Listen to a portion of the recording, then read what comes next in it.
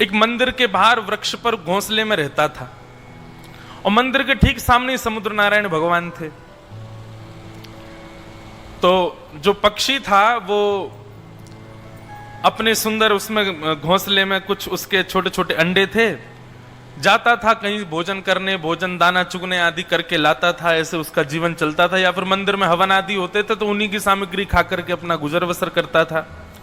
पर वो मंदिर में ही उसका जन्म से लेकर के अभी तक पूरा जीवन, और उसके बालकों का भी जो अंडे में आए हैं वो सब भी वहीं मंदिर परिसर में ही रहे। तो इस भाव से वो थोड़ा धार्मिक प्रवृत्ति का था पक्षी। तो एक बार समुद्र में इतना जोर से ज्वार भाटा आया कि समुद्र की लहरें मंदिर तक चली गईं और इतनी ऊंचे स्तर पर पहुंच गईं कि वो वृक्ष पर जो घोंसला था उसको बहा करके ले गए। पक्षी कहीं गया हुआ था लेकिन उसके अंडे बह गए। पक्षी लौट करके आया तो देखा सब उजड़ गया। मंदिर तो व्यवस्थित था लेकिन वो वृक्ष टूट गया, उसमें अंडे ढूंढे, अपने घोंसला ढूंढा, वो सब बह करके चला गया। पक्षी ने उड़ान भर के थोड़ी दूर जाकर के जैसे ही देखा तो घोंसला अभी सुरक्षित था पर बह रहा था समुद्र के ऊपर ही।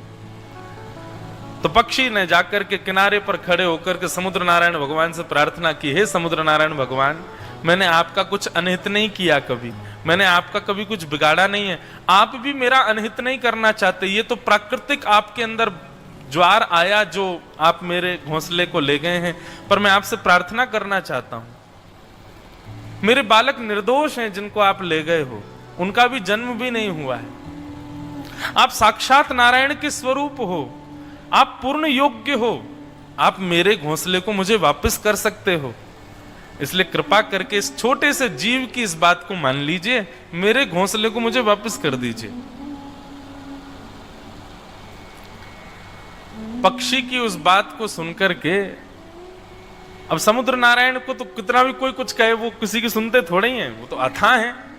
लेकिन एक पक्षी की इस बात को सुनकर के थोड़ा सा अहम वश होकर के समुद्र नारायण प्रकट हुए और प्रकट होकर के बोले, तुम क्या समझते हो, छोटे से पक्षी हो, तुम्हारा अस्तित्व भी नहीं है संसार में कोई।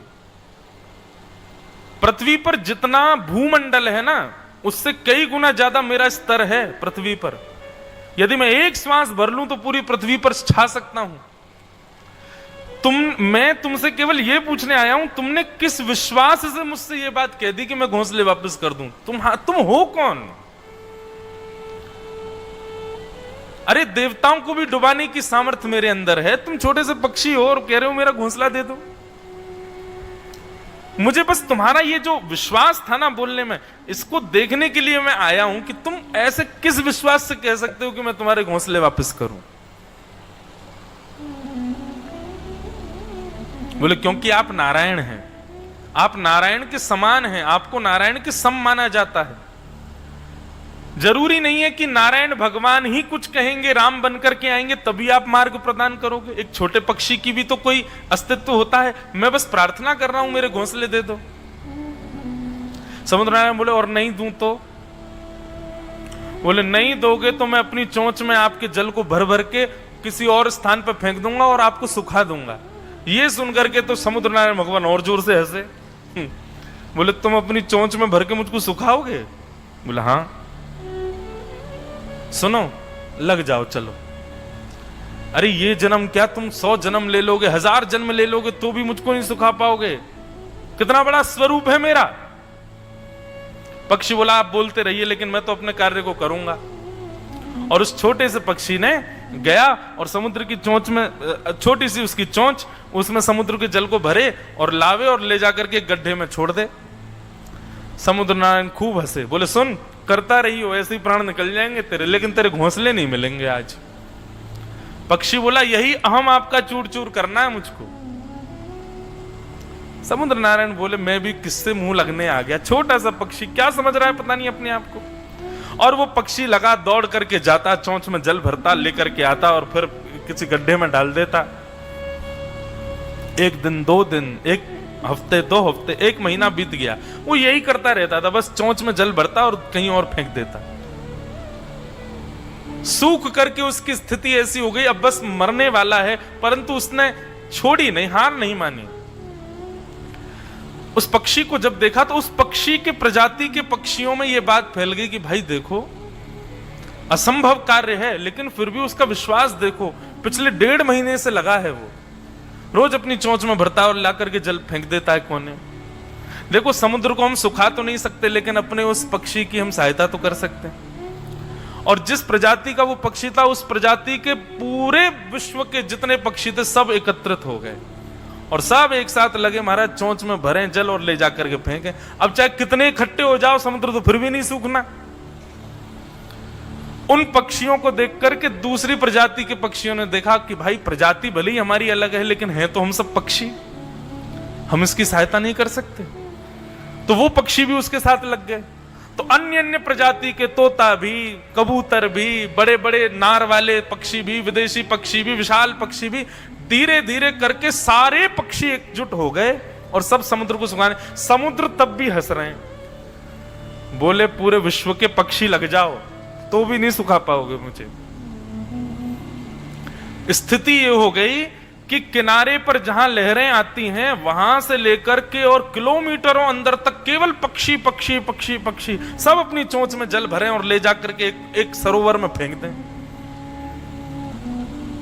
समुद्र को सुखाने की सामर्थ्य किसी में नहीं है। परंतु जब इतनी बड़ी प्रलय, इतना बड़ा प्रकल्प कहीं चल रहा था, नारद जी महाराज ऊपर विचरण कर रहे थे, तभी नारद जी ने आकाश से देखा, बोले इतने पक्षी ये सब कर क्या रहे हैं, पूरे विश्व भर में पक्षी है ही नहीं, बस एक ही जगह सारे पक्षी आ गए।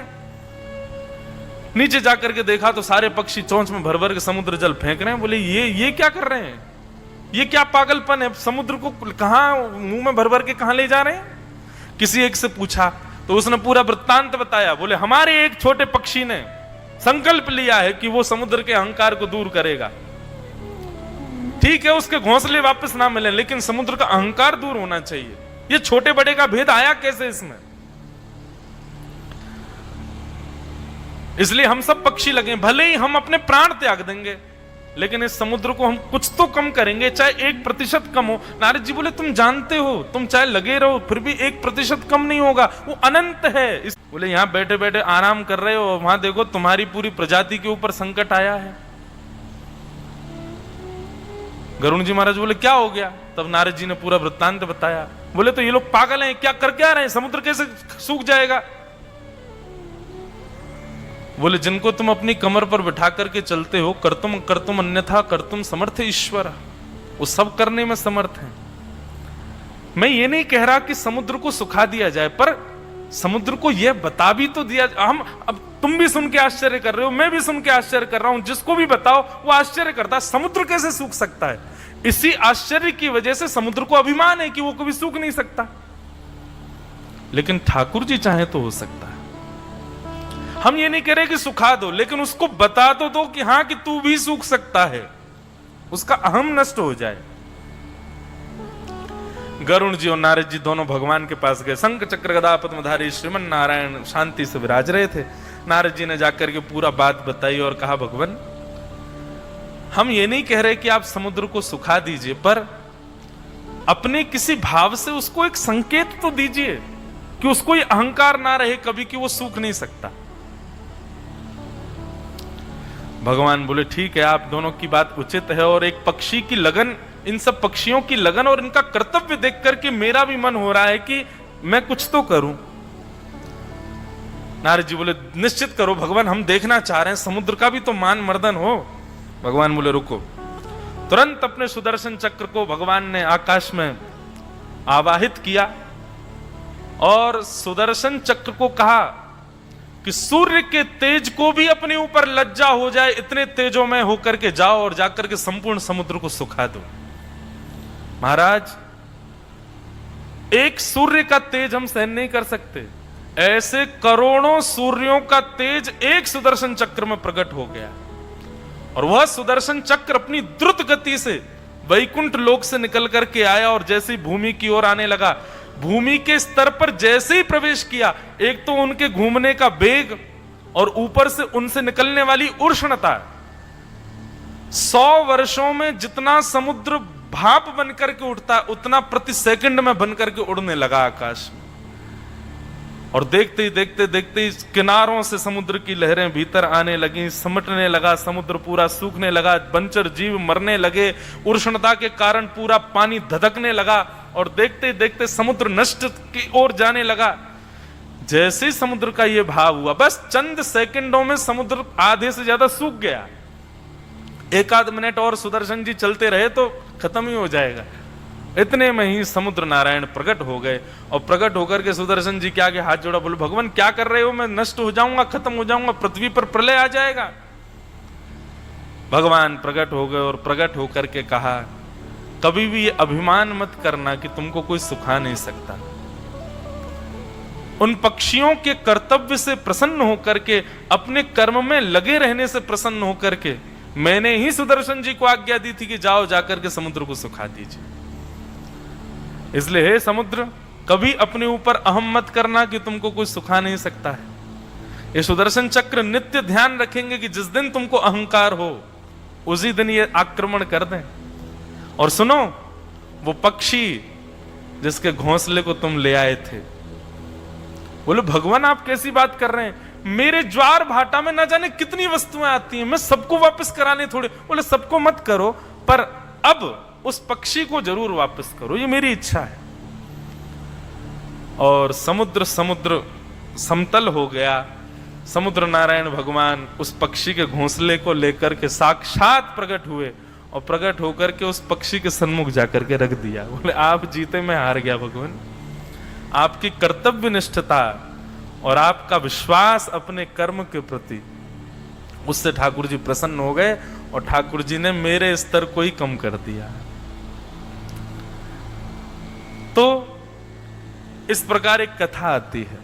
ये कथा अपने कर्तव्य और अपने विश्वास को कभी ना डगमगाने की प्रेरणा देने वाली कथा है। ठाकुर जी ये विचार नहीं करते कि कोई व्यक्ति श्रेष्ठ बन गया है अब वो श्रेष्ठ ही बना रहे, नहीं। ठाकुर जी ये देखते हैं कि श्रेष्ठ बनने के बाद भी अपने कर्तव्यों से विहीन तो नहीं हो रहा। ठाकुर जी ये देखते हैं श्रेष्ठ बनने के बाद भी इसके चित्त में अपने कर्मों के प्रति, कर्तव्यों के प्रति, मेरे चरणों के प्रति कहीं विश्वास में कुविश्वास तो नहीं आ गया है, कहीं अहंकार में आकर के ये मेरी सत्ता को भूल तो नहीं गया है। ठाकुर जी इस पर पूर्ण दृष्टि रखते हैं। इसलिए भैया संसार में कुछ भी बन जाओ, पर सदैव याद रखना एक दिन थोड़े तो फिसलोगे, और ये फिसलना सबके जीवन में होता है। ये भी निश्चित रखिए, याद रखिए और गांठ बांध लीजिए जीवन में। सब कुछ अच्छा रहेगा जीवन भर, ऐसा नहीं हो सकता, कदापि नहीं हो सकता, और इस भूमि पर तो बिल्कुल नहीं हो सकता। कुछ ना कुछ आपके जीवन में आपत्ति, विपत्ति, संकट बने रहेंगे। इसलिए सबके लिए तैयार रहो, अहम शून्य होकर के रहो, भगवत चरणार बिंदों में अटूट विश्वास रखो, क्योंकि अहंकारी और भगवत चरणार बिंदों से कुविश्वास करने वाले के जीवन में तो ठाकुर जी संकट भेजते हैं फिर। इसलिए अहम शून्य हो जाओ और सदैव तैयार रहो किसी भी प्रकार की परिस्थिति को सामना के लिए। कोई बहुत छोटा है तो वह चिंता ना करे कि ठाकुर जी उसको देखते नहीं हैं। इस पक्षी की तरह ठाकुर जी आपकी भी सहायता कर सकते हैं। और कोई बहुत विशाल समुद्र की तरह है तो वो इस अहंकार में ना रहे कि मैं कभी नष्ट नहीं हो सकता। ठाकुर जी की एक भ्रकुटी टेढ़ी नहीं हुई कि सब नष्ट हो जाएगा। रात रात में करोड़पति खाकपति हो जाते हैं। इसलिए भैया हमारा कोई अस्तित्व नहीं है और इस संसार में किसी का कोई अस्तित्व नहीं है। समुद्र से लेकर के आकाश के सूर्य तक अस्तित्व केवल और केवल ठाकुर जी का है। इसलिए सदा उन्हीं के रहो, उन्हीं के होके रहो। मैं कुछ हूं ऐसा कभी चित्त में मत लाओ। बताओ, एक उत्तर ने पूरी कथा आधे घंटे की कहलवा दी हमसे। तो समुद्र कभी सूखता नहीं। हाँ, तो